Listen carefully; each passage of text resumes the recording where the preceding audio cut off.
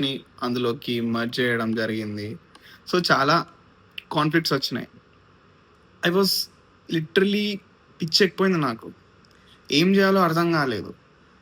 చాలా వర్క్స్ ఉన్నాయి.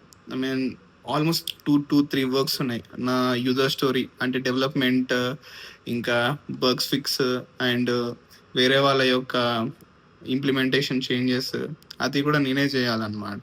ఫ్రైడే రేపటికల్లా స్ప్రింట్ అయిపోతది. So then